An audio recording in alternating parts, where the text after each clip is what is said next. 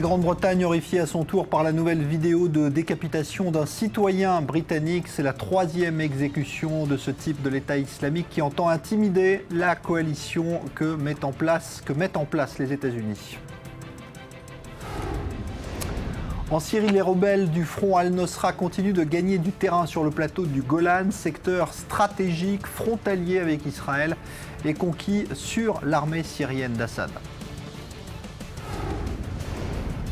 En Ukraine, les combats ont repris malgré l'annonce d'un cessez-le-feu, notamment dans la région de Donetsk. Le régime ukrainien affirme que ce sont les rebelles pro-russes qui sont responsables de cette situation.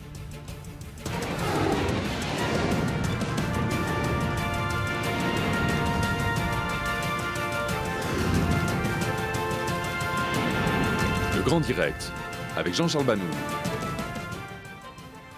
Bonsoir à tous. On évoque depuis plusieurs jours la mise en place de cette fameuse coalition internationale censée lutter, éradiquer même l'État islamique en Irak et en Syrie.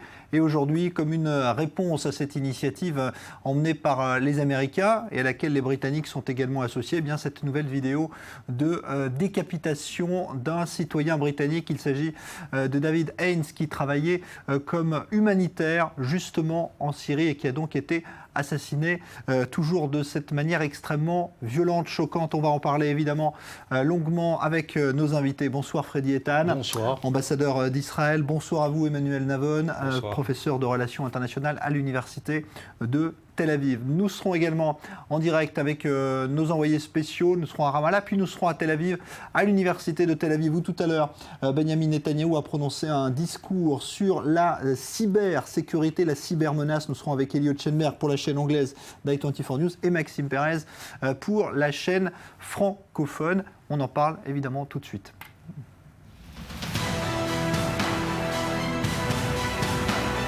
I would like to declare that I hold you, David Cameron, entirely responsible for my execution.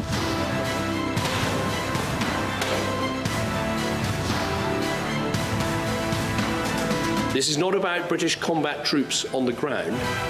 It is about working with others to extinguish this terrorist threat. We will protect our people.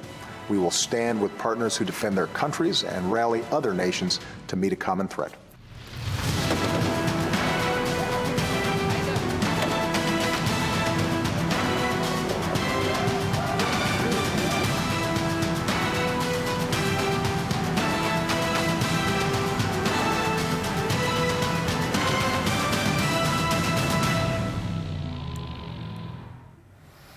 Alors évidemment, pour insoutenables qu'elles soient, ces images d'une exécution d'un citoyen britannique, eh bien n'entravent pas, loin s'en faut, ce soir la détermination de cette coalition internationale. Il y aura d'ailleurs une importante réunion qui se tient demain à Paris sous l'égide de la France. On va en parler. Et tout de suite, retour en images sur cette journée avec Éléonore Veil. 3e exécution en un mois des djihadistes de l'État islamique. Une fois de plus, ils s'en prennent à un otage occidental avec toujours ce même procédé. Une vidéo est publiée à l'attention des alliés des États-Unis. Je vous tiens responsable, David Cameron, pour mon exécution. Vous êtes volontairement entré dans une coalition avec les États-Unis contre l'État islamique, comme votre prédécesseur Tony Blair l'a fait avant vous, suivant une tendance parmi nos premiers ministres britanniques qui ne peuvent pas trouver le courage de dire non aux Américains. Cette fois, il s'agit d'un Britannique, David Haines, travailleur humanitaire et père de famille, kidnappé en mars 2013 au nord de la Syrie. Il travaillait notamment pour l'ONG française Acted. Dans un communiqué publié sur le site, l'organisation s'est dite profondément bouleversée et horrifiée par l'assassinat odieux de David Haines. David Haines travaille depuis plus de 15 ans dans l'humanitaire avec de nombreuses ONG, Handicap International, Acted. Il venait de rejoindre nos équipes en Syrie, où il était responsable de la sécurité, responsable de la logistique dans le camp d'Atmé. Peu après la diffusion de ces images, le Premier ministre britannique a qualifié ce meurtre d'odieux. David Haines était un héros britannique. Le fait qu'un travailleur humanitaire a été kidnappé et sauvagement assassiné aux mains de l'EI illustre bien ce que cette organisation représente. Ils sont en train de tuer et massacrer des milliers de personnes, des musulmans, des chrétiens, des minorités à travers l'Irak et la Syrie, Ils se vantent de leur brutalité, ils prétendent le faire au nom de l'islam. Cela n'a pas de sens. L'islam est une religion de paix. Ils ne sont pas musulmans, ils sont des monstres.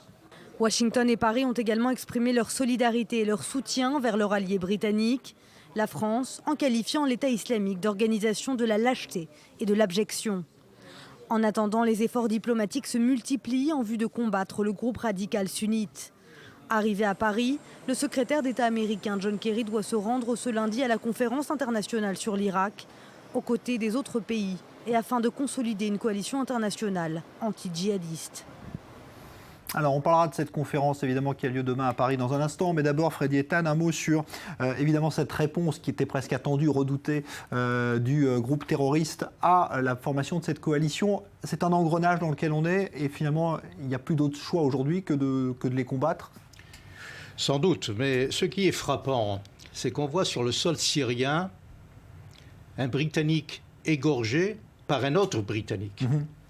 Et ça, c'est frappant parce que ce sont deux citoyens britanniques qui s'entretuent sur un sol qui est étranger. Et cela, évidemment, est horrible et d'une manière la plus abjecte, la plus odieuse qu'on peut avoir. Et c'est un chantage, évidemment, puisqu'il s'agit d'un message adressé non seulement aux Américains, mais à tous les Occidentaux.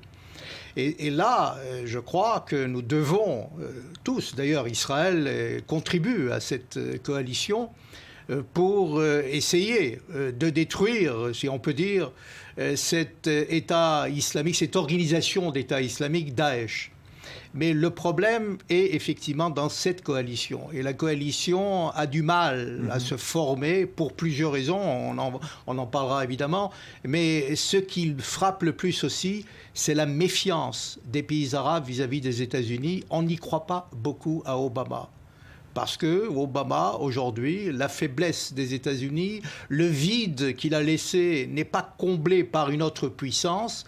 Il y a, on l'a vu dans d'autres circonstances, y compris dans la guerre civile en Syrie, on l'a vu en Irak, on l'a vu face à Poutine.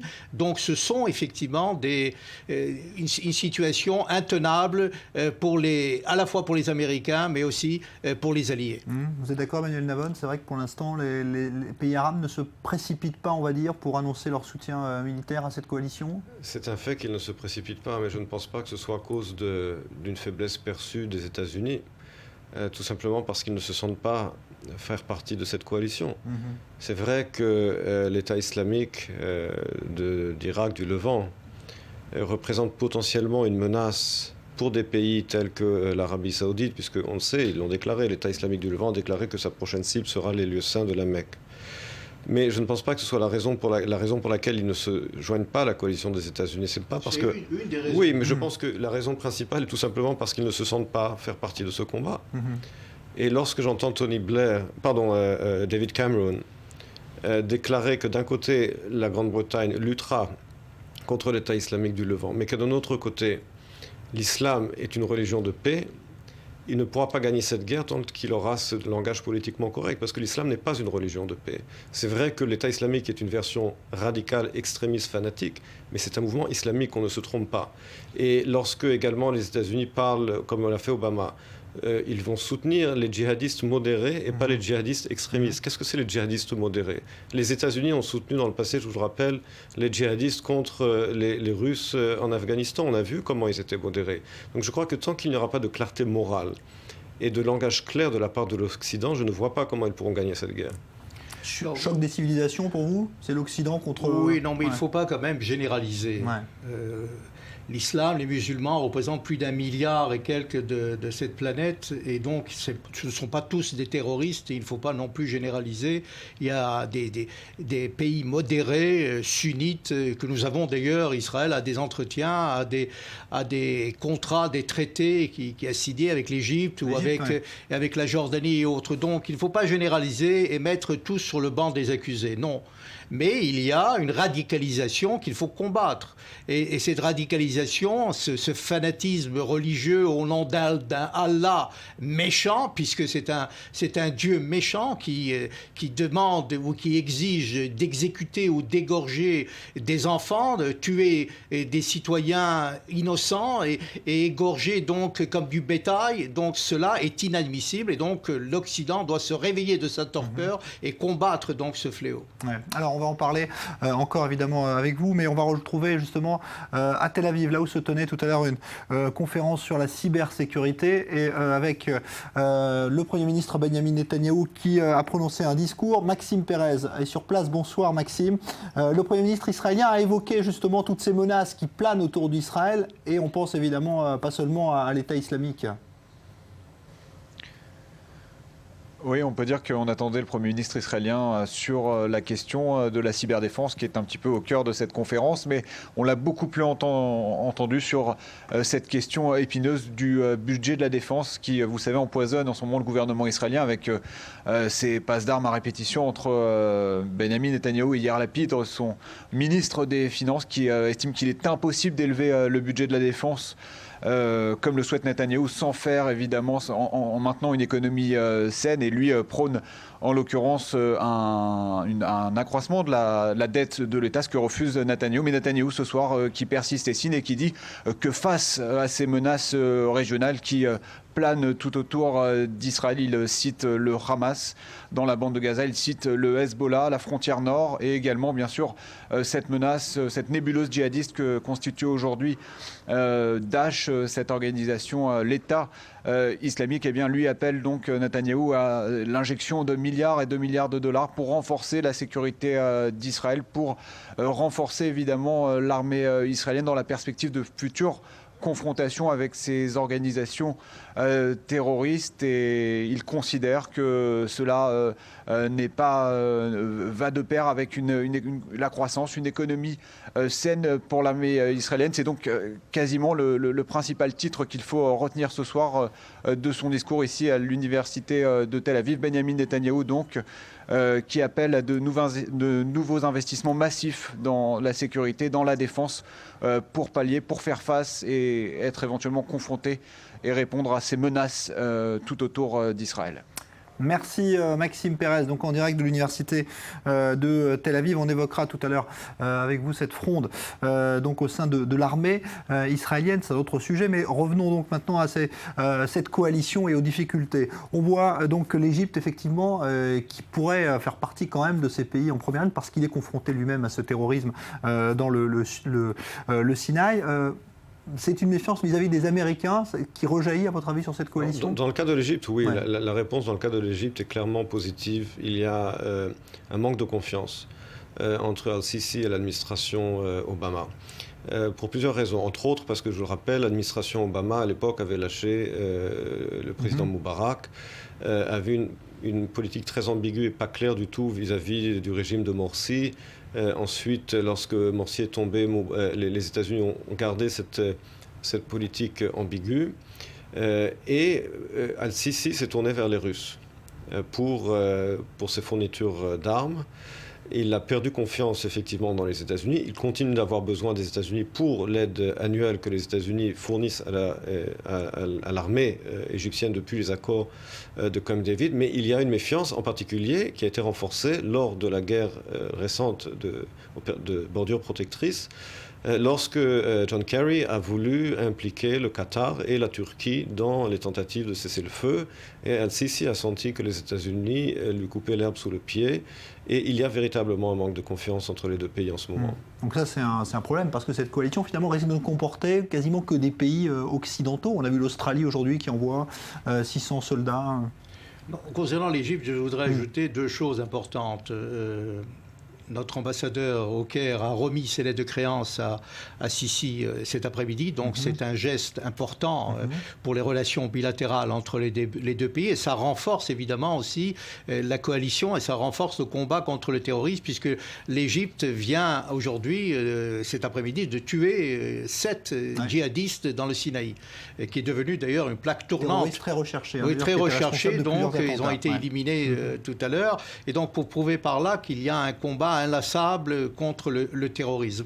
Maintenant, le problème, vous savez, est assez complexe parce qu'il y a à la fois des pays comme l'Égypte qui a une certaine méfiance, comme l'a rappelé le professeur Navon, concernant les États-Unis. On a vu pourquoi. Elle se retourne vers la Russie. Il y a la Turquie qui fait partie de l'OTAN, membre à part entière de l'OTAN, qui joue sur tous les plans et qui demeure avec Erdogan un pays islamiste par excellence, et donc qui refuse même l'envoi ou le passage, si vous voulez, des avions américains vis-à-vis des attaques aériennes et tout cela. Donc ça prouve par là aussi une certaine méfiance vis-à-vis des États-Unis et vis-à-vis donc de cette coalition.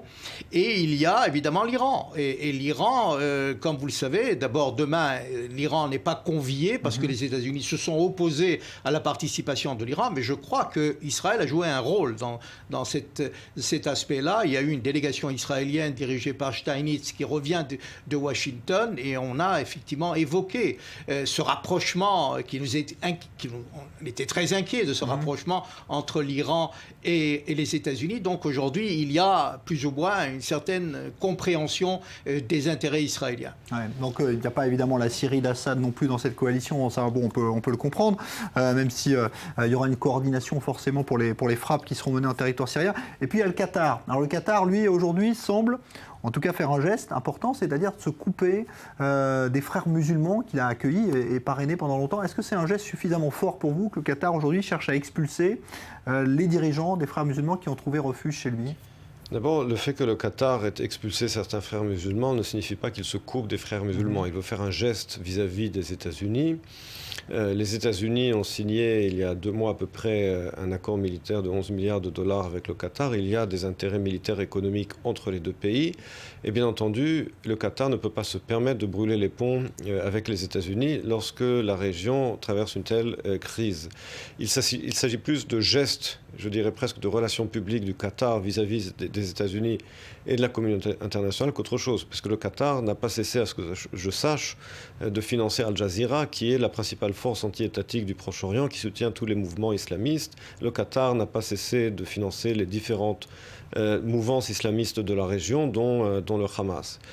Donc c'est plus un geste de relations publiques, à mon sens, du Qatar, qu'une nouvelle politique qui consisterait tout d'un coup à changer de direction dans cette politique de soutien, comme je l'ai dit, des mouvements islamistes de la région. Vous êtes d'accord sur Oui, le rôle tout à fait. Oui, je crois que le Qatar joue sur plusieurs plans. Hein. On l'a vu avec le Hamas, on l'a vu avec la Syrie.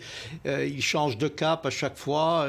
Et donc, c'est je dirais, un petit émirat assez pragmatique et regardant ici et là, de droite et à gauche, sur le terrain, comment peut-on évoluer dans la situation. Mais le Qatar, effectivement, fait partie de cette mouvance des frères musulmans, il faut le rappeler, et le Qatar joue avec la Syrie, continue donc avec la Syrie d'essayer par tous les moyens de soutenir donc les opposants et contre Assad. Et donc il y a là à la fois un problème concernant la coalition, puisque cette coalition, la Russie ne lâchera pas et ne donnerait pas même un survol, je dirais même des avions américains ou de l'Occident ou de l'OTAN survoler le sol, survoler l'air donc en Syrie, le territoire syrien.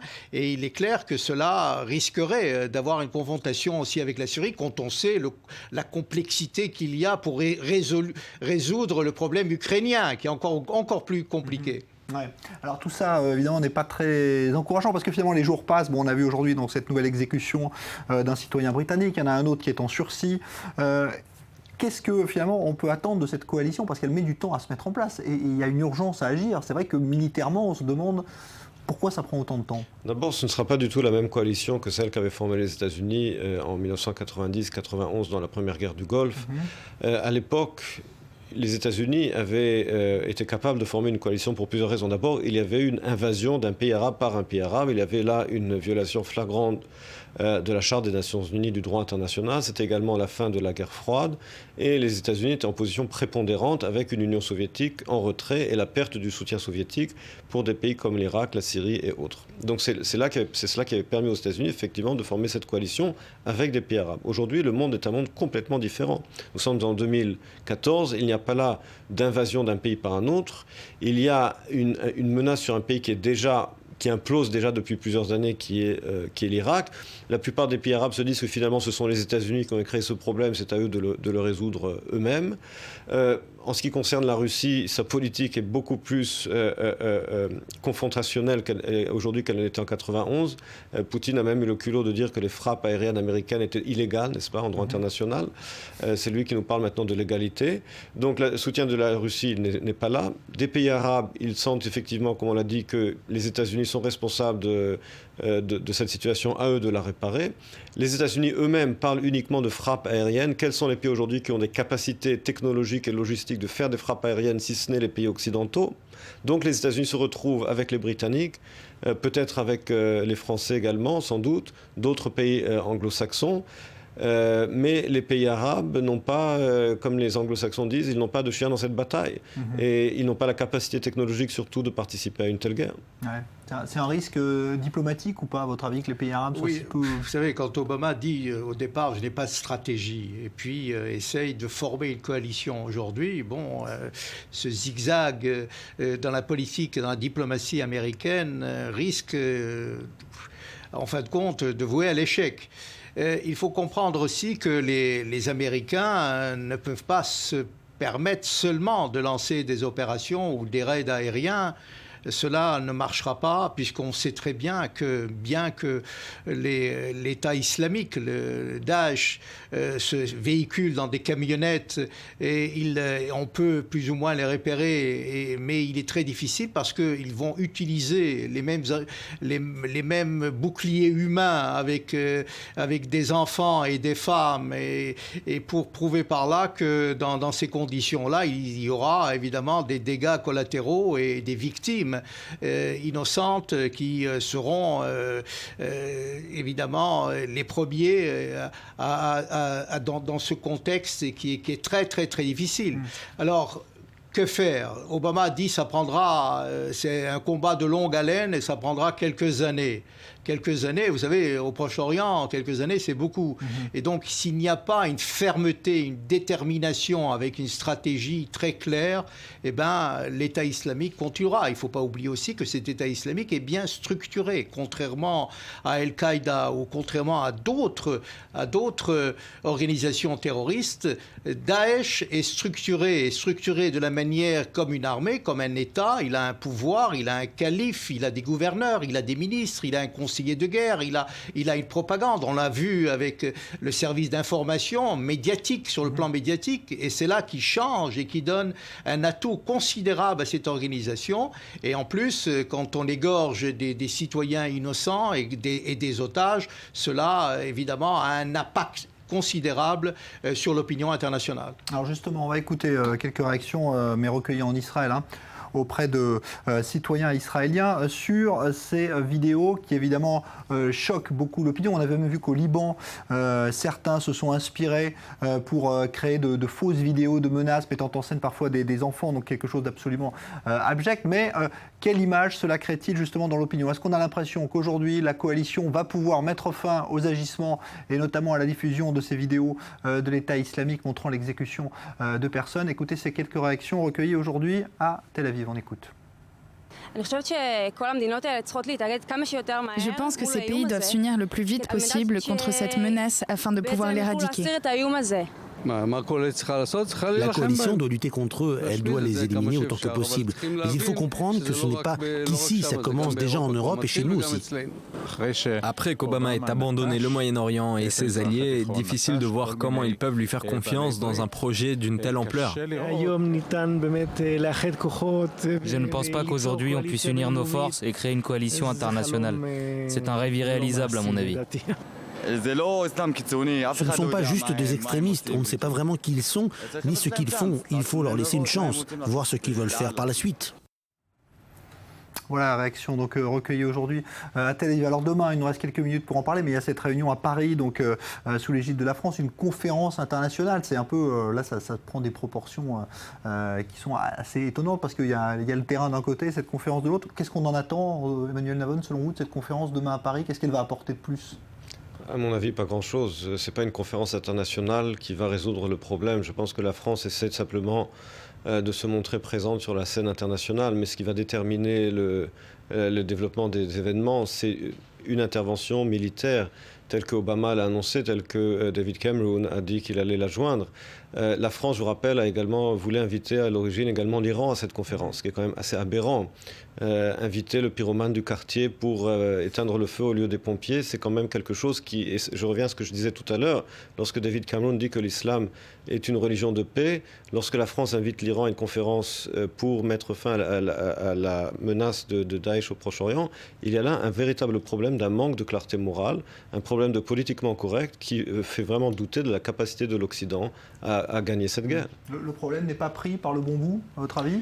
Écoutez, je crois que le président Hollande, quand même, concernant le combat contre le terrorisme, a prouvé quand même qu'il y a une certaine détermination. On l'a vu au Mali, au Centrafrique, et on l'a vu aussi par les voyages, son dernier voyage à Bagdad, avec les Kurdes. Et donc, je crois qu'il faut rendre hommage quand même à la présence française et à la détermination française. Et il faut, je crois, séparer concernant l'Iran. Je crois aussi que la France est beaucoup plus assez intransigeante vis-à-vis, par exemple, de la menace iranienne, de la menace du projet nucléaire iranien. Et il faut séparer, je crois, le projet nucléaire iranien, que la France est déterminée donc à ne pas laisser l'Iran de se doter de l'arme nucléaire, et comment combattre contre l'État islamique. Ce sont deux choses tout à fait différentes. Ils sont liés, évidemment, mais il faut quand même les séparer.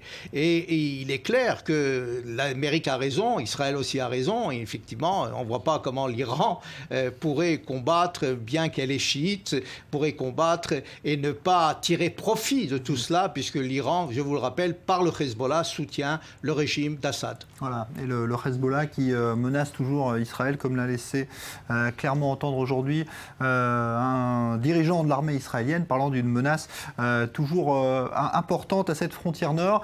Et puis donc la Syrie dans tout ça, 10 secondes, la Syrie d'Assad, à votre avis aujourd'hui, elle va tirer profit de cette situation ou pas ? D'une certaine manière, elle tire profit, mais pour combien de temps ? Assad a beau se présenter comme la victime également, soi-disant, de l'État islamique, cela ne signifie pas que l'Occident le réhabilitera. Il a trop massacré sa population, il s'est trop décrédibilisé pour que l'Occident le réhabilite.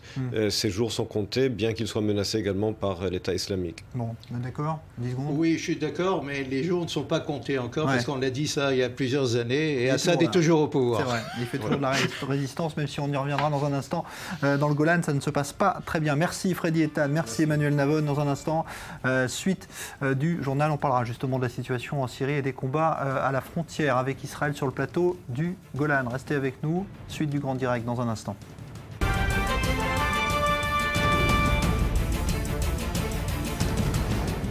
La Grande-Bretagne horrifiée à son tour par la nouvelle vidéo de décapitation d'un citoyen britannique. C'est la 3e exécution de ce genre signée de l'État islamique qui veut intimider la coalition mise en place par les États-Unis.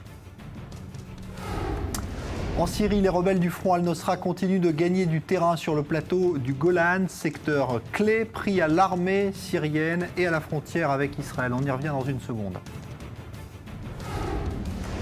En Ukraine, reprise des combats malgré l'annonce d'un cessez-le-feu, notamment dans la région de Donetsk. Le régime ukrainien affirme que les rebelles pro-russes sont responsables de cette situation.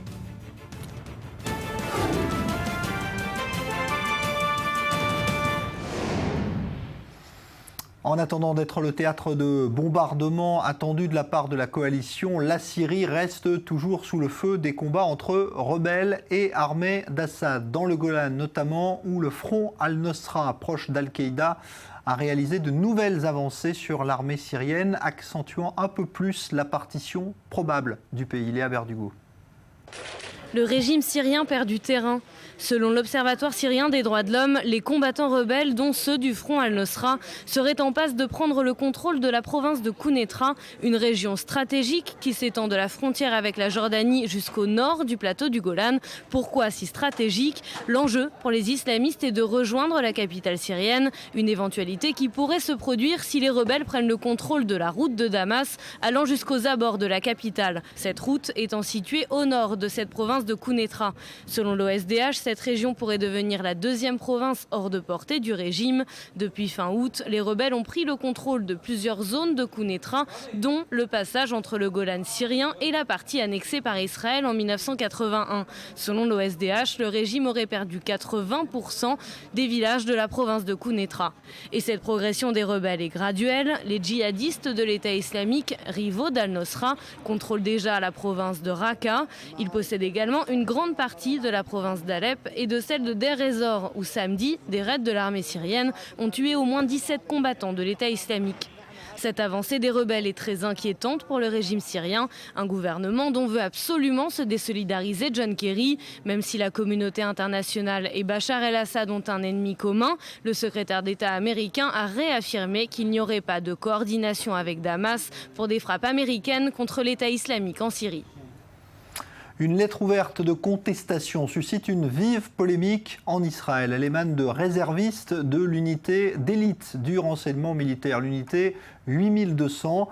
Ces réservistes dénoncent dans cette lettre les choix politiques de leur hiérarchie et affirment ne plus vouloir servir car cela permet à Israël, je cite, de prolonger l'occupation en Cisjordanie. Une attitude vivement dénoncée par la hiérarchie militaire et plusieurs leaders politiques de droite comme de gauche aujourd'hui.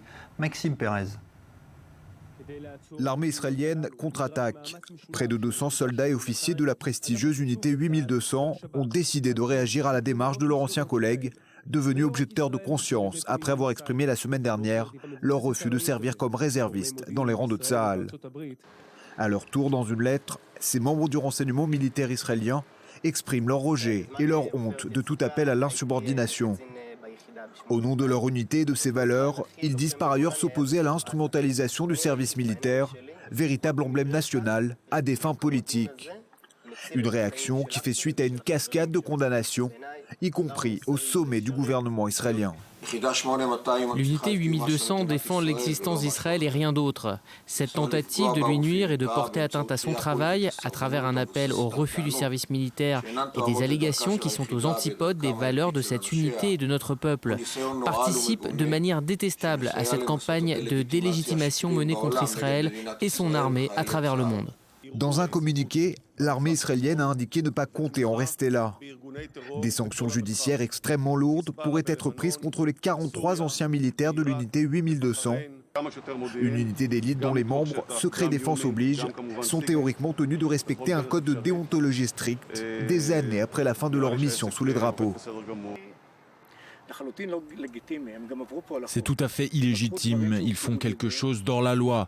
On leur confie une mission de premier ordre. Travailler pour les renseignements est un privilège et celui ou celle qui abuse de la confiance qui lui est donnée outrepasse la loi. Reste que le débat continue de gagner la société israélienne. Dernière personnalité en date à s'exprimer, l'écrivain Amos Oz. Ce dimanche, cette figure de la gauche israélienne a apporté son soutien au nouveau refusnik de Tsahal. Alors, on le sait, Benyamin Netanyahou l'a évoqué tout à l'heure dans son discours, justement dans une conférence consacrée à la cybersécurité. C'est un peu le sujet de prédilection de cette unité. On va retrouver de nouveau Maxime Pérez qui est toujours sur place. Alors Maxime, on va d'abord expliquer avec vous ce qu'est cette unité, pourquoi elle est aussi sensible et au cœur de cette polémique aujourd'hui.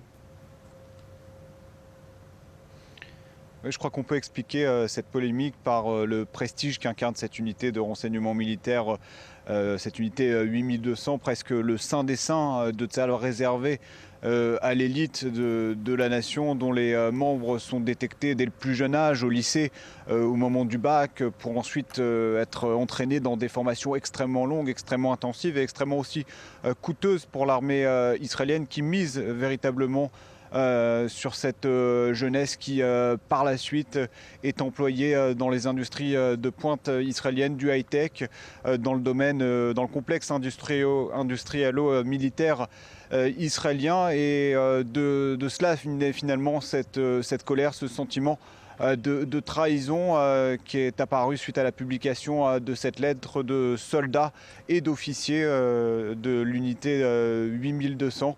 Ce sont des hommes et des femmes qui ont été plongés dans le secret de l'État, dans des missions extrêmement sensibles qui, vous savez, servent souvent à préparer et à conduire et à poursuivre la conduite d'une guerre pour des unités aériennes, pour des unités navales. Le travail de renseignement est évidemment indispensable à chaque opération menée par l'armée israélienne. Et voilà pourquoi on a entendu ces propos extrêmement durs tenus depuis ce week-end par à la fois des responsables du gouvernement, Benjamin Netanyahou en tête tout à l'heure, qui a exprimé sa plus vive condamnation, et d'autres évidemment membres éminents de l'échelon militaire israélien. Voilà, et réaction également à gauche, hein, donc pas seulement finalement à droite ou dans l'échelon militaire. Hein. Oui, à gauche, on l'a vu avec cet écrivain Amos Oz, d'autres personnalités illustres de la gauche israélienne, parce qu'évidemment, cette lettre met en avant la politique israélienne en Cisjordanie à l'égard des Palestiniens, cette occupation militaire, comme ils le disent, et dont ils dénoncent les mécanismes de répression qui font partie de cette rhétorique de la gauche israélienne, de nombreuses ONG. Cette affaire, évidemment, n'est pas sans rappeler les polémiques souvent menées par éveillé par l'organisation israélienne Breaking the Silence, qui, vous le savez, recueille et publie assez fréquemment des témoignages de soldats qui racontent comment se passe le quotidien dans les territoires palestiniens, dans les checkpoints. Et puis cette affaire rappelle également d'autres polémiques comme celle de ces témoignages de soldats au lendemain de l'opération Plomb durci en 2008, qui avait notamment servi à la constitution du rapport Goldstone, et qui avait été le fait d'une institution israélienne de recherche très engagée politiquement, très militante, très à gauche, et qui avait évidemment là aussi à l'époque beaucoup porté préjudice, beaucoup porté atteinte à l'image d'Israël. Merci beaucoup Maxime Pérez, donc en direct de l'université de Tel Aviv. On reviendra sur cette polémique dans le débat du Grand Direct, parce que cela pose évidemment beaucoup de questions, à la fois sur le fonctionnement de l'armée en Israël, mais aussi en général. Avec 3 semaines de retard sur la date prévue, la rentrée scolaire a eu lieu aujourd'hui dans la bande de Gaza. Les 50 jours de guerre entre le Hamas et Israël avaient bien sûr empêché qu'elle se tienne normalement. Steve Jourdain. Ils sont près d'1 demi-million à faire leur rentrée des classes ce dimanche. Après 50 jours de conflit, les enfants de Gaza reprennent le chemin de l'école. La majorité des habitants du quartier sont partis. Leurs maisons sont détruites, c'est une catastrophe. La première semaine, nous allons laisser les enfants s'exprimer, écouter leurs histoires. À Gaza, il y a 2 types d'écoles. La moitié des enfants sont scolarisés dans des écoles de l'ONU, l'autre moitié dans des écoles qui dépendent de l'UNICEF et qui sont gérées par l'autorité palestinienne. Si l'année scolaire devait débuter il y a de ça 3 semaines, le conflit en a décidé autrement. Pour certains enfants, la première épreuve de l'année consiste bel et bien à retrouver leur établissement parmi les ruines. Il y a beaucoup de choses qui ont changé, beaucoup. Il y a beaucoup de classes qui ont été brûlées. Je suis venue à l'école aujourd'hui pour voir mes amis, pour savoir s'ils sont vivants ou morts et savoir comment ils vont. Pendant le conflit, 26 écoles ont été détruites et près de 122 ont été endommagées. Selon l'UNICEF, la reconstruction de Gaza pourrait prendre une vingtaine d'années. Alors justement, en lien avec ce conflit à Gaza, le coût de la guerre pour Israël, on l'a vu, suscite beaucoup de tensions au sommet de l'État, à tel point que certains envisagent aujourd'hui une possible rupture au sein de la coalition, et notamment le ministre chargé du budget, Yair Lapid. Bonsoir Dror Even-Sapir, analyste politique sur Act24 News. Alors, est-ce qu'il y a un risque imminent, immédiat, selon vous, de départ de Yair Lapid du gouvernement ? imminent et immédiat, non, mais il semblerait, Jean-Charles, qu'on se dirige vers une crise véritable au sein de la coalition gouvernementale.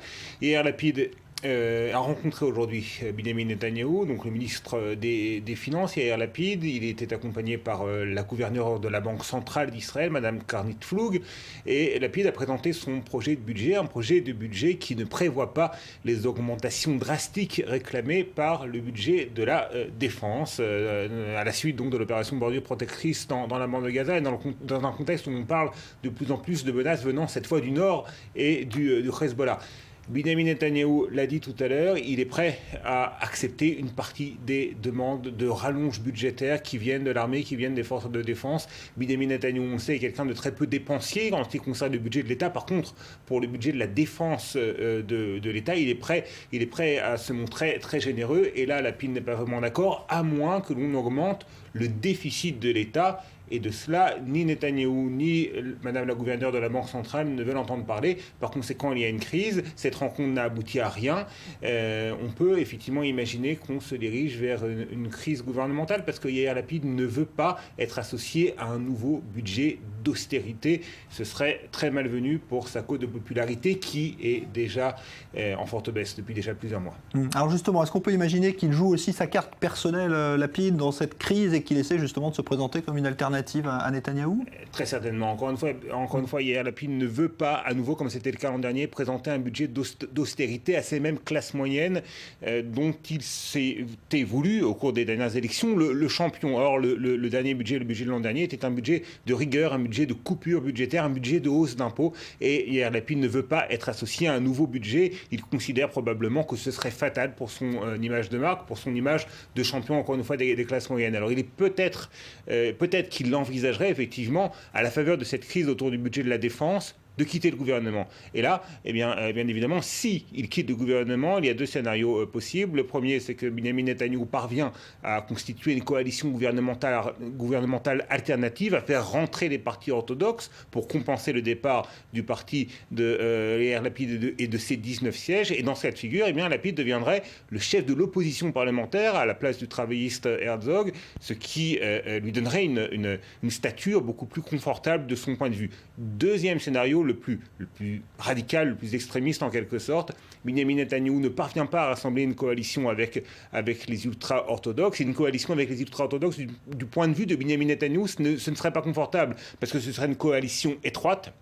Et ce serait une coalition où lui-même, Netanyahou, serait associé aux partis ultra-orthodoxes. On sait à quel point ils sont impopulaires dans l'électorat mainstream, si vous voulez, en Israël. Et donc, dans ce cas de figure, où Binyamin Netanyahou, dans le deuxième cas de figure, où Binyamin Netanyahou ne parvient pas à rassembler cette coalition avec les partis orthodoxes, on se dirigerait vers de nouvelles élections, moins de 2 ans après les précédentes. Là, ce serait presque... On sait que les Knesset en Israël ne parviennent pas au bout de leur mandat, mais aussi peu de temps, 2 élections générales avec aussi peu de temps entre les deux, ce serait presque de l'inédit en Israël. Ce n'est pas le scénario le plus probable à l'heure qu'il est, mais il est tout de même à retenir. Merci beaucoup, Dran Even Sapir, analyste politique. On va maintenant se rendre à Ramallah, au siège de l'autorité palestinienne, pour évoquer la visite historique aujourd'hui en pleine recomposition du paysage du monde arabe dans le Moyen-Orient. Visite historique d'un vice-premier ministre koweïtien, ministre des Affaires étrangères. On va retrouver Léa Berdugo qui est sur place. Bonsoir. Léa, donc on dit que cette visite est véritablement historique, c'est le cas ? Oui, exactement. Alors, le vice-premier ministre et ministre des Affaires étrangères du Koweït s'est donc rendu à Ramallah aujourd'hui afin de rencontrer le président de l'autorité palestinienne, Mahmoud Abbas. C'est historique parce que c'est la première visite d'un haut responsable du Koweït depuis 1967. Alors, les deux hommes devaient signer un bon nombre d'accords commerciaux et également discuter d'un soutien financier aux Palestiniens de la part du Koweït. Mais le but ultime de cette rencontre est en fait de renouer les relations entre le Koweït et l'autorité palestinienne, des relations qui ont été gelées pendant plus de 20 ans, en fait, depuis la guerre du Golfe. Alors pourquoi ? Parce que tout simplement, le Koweït reprochait à l'autorité palestinienne de soutenir l'Irak au moment où Saddam Hussein avait envahi le Koweït. Alors Mahmoud Abbas avait déjà fait un premier pas en 2004 lors de sa visite au Koweït en s'excusant de la politique menée par ses prédécesseurs au moment de la guerre du Golfe. Donc cette visite s'inscrit dans un processus processus de réchauffement des relations entre le Koweït et l'autorité palestinienne et suit l'ouverture d'une ambassade palestinienne au Koweït. Alors, autre moment à souligner dans le cadre de cette visite, c'est le fait que le ministre des Affaires étrangères se soit rendu à Jérusalem pour visiter la mosquée d'Al-Aqsa. Et puis Léa, il y a également peut-être pour Mahmoud Abbas une carte à jouer aujourd'hui, c'est-à-dire chercher des alliés dans sa lutte interne contre le Hamas.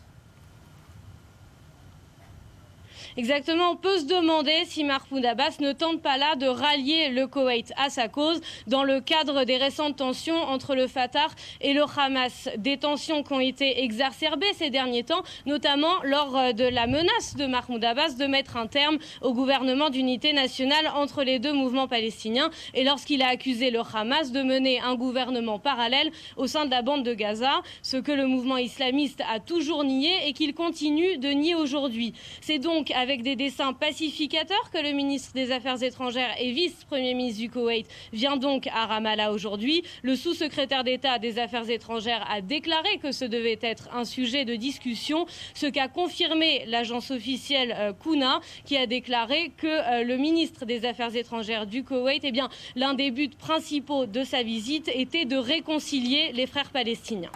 Merci Léa Berdugo en direct de Ramallah, donc au siège de l'autorité palestinienne. L'Ukraine à présent, et malgré la promesse d'un cessez-le-feu, les combats qui continuent autour de la grande ville minière de Donetsk dans l'Est. Kiev accuse les rebelles pro-russes de chercher à torpiller un fragile processus de paix. Leslie Rezoug. Une situation humanitaire de plus en plus préoccupante. Malgré l'arrivée d'un convoi samedi matin dans le bastion rebelle de Lougansk, le cessez-le-feu semble sans effet dans les régions séparatistes de l'Est de l'Ukraine. Les habitants vivent au rythme des roquettes, sans eau courante ni électricité. Impossible de fuir car les salaires et les retraites ne sont plus payés. On ne fait que survivre ici. Nos grands-parents, nos enfants et nous-mêmes passons nos nuits dans le sous-sol. On a l'habitude d'entendre des bombardements tout le temps. Nos enfants savent maintenant si ce sont des mortiers, des missiles Grad ou de l'artillerie qui tombent. L'Ukraine a affirmé samedi avoir repoussé un assaut rebelle contre l'aéroport de Donetsk. Un soldat a été tué. Cela porte à 6 le nombre de morts dans les rangs ukrainiens depuis le début de la trêve. Et sur le plan diplomatique aussi, le conflit s'enlise. Kiev affirme que Vladimir Poutine veut éliminer le pays. De son côté, Moscou accuse les États-Unis d'attiser le conflit dans l'est du pays. Le but, selon le ministre russe des Affaires étrangères, Sergueï Lavrov, détruire les liens économiques entre la Russie et l'Union européenne. Si les États-Unis ont lourdement sanctionné la Russie en frappant le géant énergétique Gazprom, les Européens ont quant à eux fait une concession majeure à Moscou en acceptant de repousser à la fin 2015 l'entrée en vigueur de l'accord de libre-échange avec l'Ukraine. Une mesure de bonne volonté vis-à-vis de la Russie, alors que celle-ci livre de moins en moins de gaz aux pays d'Europe centrale. 4 mois après la tuerie qui avait causé la mort de 4 personnes, dont 2 Israéliens, le musée juif de Bruxelles a rouvert ses portes aujourd'hui en présence du Premier ministre. Les mesures de sécurité ont bien sûr été renforcées et la réouverture de ce musée est un message fort envoyé aux terroristes. Écoutez. Ce message est à la fois un message de solidarité et de volonté de demeurer ouvert au monde extérieur et de ne pas pratiquer le repli communautaire dont on dit qu'il est si dangereux, précisément, à juste titre. Et tout un symbole, l'Allemagne a connu aujourd'hui une grande manifestation pour dire non à l'antisémitisme. Le rassemblement avait lieu à Berlin à l'appel de la communauté juive d'Allemagne, mais de nombreux leaders politiques y ont participé, à commencer par la chancelière Angela Merkel. Le récit d'Éléonore Veil. Levez-vous, plus jamais de haine des Juifs. C'est sous ce slogan que défilaient ce dimanche tous les partis allemands, de la droite à la gauche radicale. Le président Joachim Gauck ainsi que la chancelière ont publiquement soutenu ce rassemblement organisé par le Conseil central des Juifs en Allemagne. Angela Merkel y a même pris la parole, ainsi que des représentants des communautés catholiques, protestantes et juives.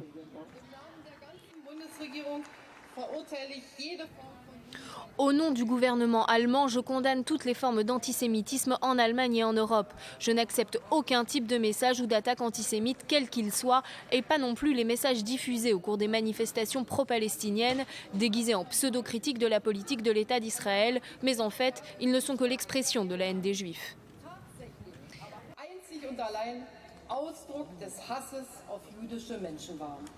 L'idée de cette mobilisation est née cet été. après que des manifestations de soutien à Gaza ont dégénéré, allant jusqu'à s'en prendre à une synagogue et à scander des slogans injurieux à l'égard des Juifs. Suite à de nombreux incidents survenus en Allemagne, la crainte d'une recrudescence de l'antisémitisme dans ce pays porteur de l'histoire la plus sombre du peuple juif inquiète. Actuellement, environ 200 000 Juifs vivent en Allemagne, ce qui fait de cette communauté la 3e d'Europe, derrière la France et la Grande-Bretagne. Et on passe tout de suite à l'actualité sportive.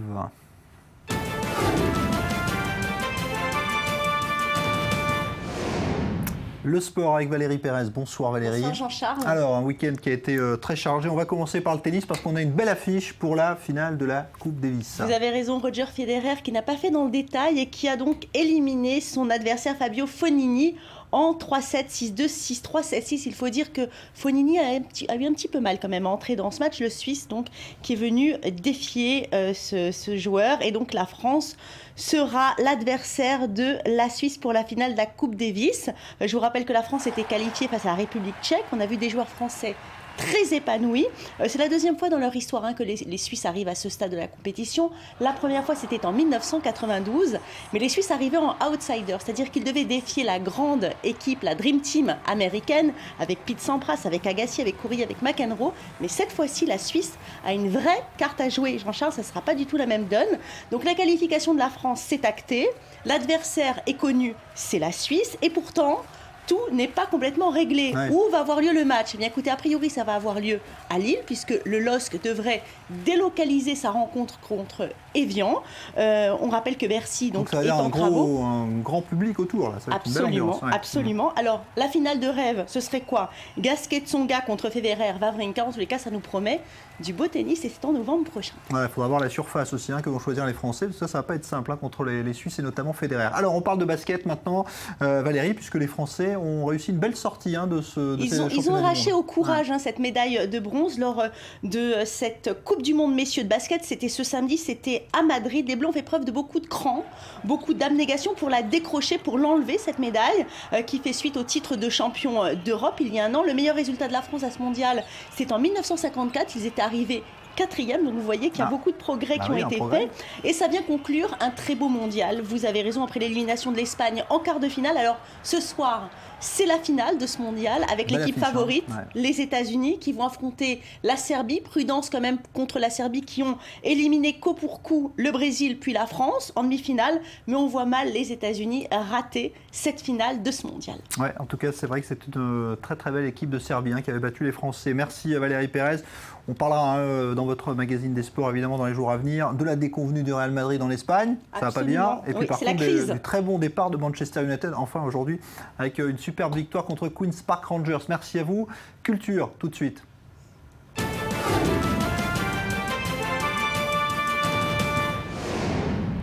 La culture, et on va parler de musique. Laetitia Loreni nous rejoint. Pas de belle transition aujourd'hui. Non, j'essaye, mais c'est pas toujours évident. Entre Lady Gaga et le Real Madrid, j'aurais pu trouver quelque chose, c'est vrai. J'y penserai la prochaine fois, c'est promis. Alors, Laetitia, bonsoir. Vous avez eu le temps de vous recoiffer en revanche depuis hier soir. Vous étiez dans ce concert qui a enflammé Tel Aviv. C'était un événement, parce que d'abord c'était Lady Gaga, mais aussi parce que ça se passe là en Israël après un été marqué par la guerre. Oui, tout à fait. Alors, moi je vais vous parler d'abord de mon ressenti de ce concert, puisque donc, je faisais partie de la foule. 23 000 personnes étaient présentes hier au parc Ayarkon, en plein milieu, on était dans le vert, et Lady Gaga est arrivée en grande pompe, si on peut dire, à 9h30, pile à l'heure. On peut se rappeler que pendant le concert, par exemple, de Rihanna, il y avait eu 2 heures de retard et les gens étaient très déçus. Là, par contre, pour Lady Gaga, voilà, pile à l'heure, elle nous a donné un show absolument exceptionnel. Je ne suis pas du tout fan de Lady Gaga à l'origine, et là, je suis complètement convaincue. 2 heures non-stop, elle a changé de tenue pratiquement 10 fois. Les images d'ailleurs qui sont celles du concert de Tel Aviv. Pour par exemple cette tenue en particulier, elle s'est même changée devant le public. On a pu la voir nue de dos. Elle avait placé des sparadraps sur sa poitrine pour pas qu'on puisse apercevoir quoi que ce soit. Enfin bref, elle nous a donné le show pendant 2 heures. Elle n'a pas arrêté. C'est une performance absolument incroyable. Sa voix ne bouge pas du début à la fin. Et par rapport à Israël, comme vous le disiez tout à l'heure, c'est un événement pour le public israélien qui a eu beaucoup de déceptions cet été, beaucoup de concerts concerts ont été annulés, les Backstreet Boys, Lana Del Rey, Neil Young, et Lady Gaga, elle, a complètement dépassé le boycott, et même entre chaque chanson, elle a clamé son amour pour Israël, pour Tel Aviv en particulier. Elle a dit même à un moment donné, vous et moi, on partage les mêmes valeurs, des valeurs d'égalité par rapport au fait que Tel Aviv a été élue la ville la plus gay-friendly en 2014 et qu'elle défend la cause gay, le mariage gay notamment. Donc c'était un vrai événement, le public était ravi, n'a pas du tout été déçu. Et pour le boycott israélien, elle a bien précisé qu'elle serait de retour et qu'elle supportait Israël coûte que coûte. Ouais, c'est-à-dire qu'il y a le boycott effectivement qui fait que des artistes ne viennent jamais en Israël ou hésitent à venir. Puis il y avait là la situation de guerre qui fait que d'autres ont préféré parfois reporter.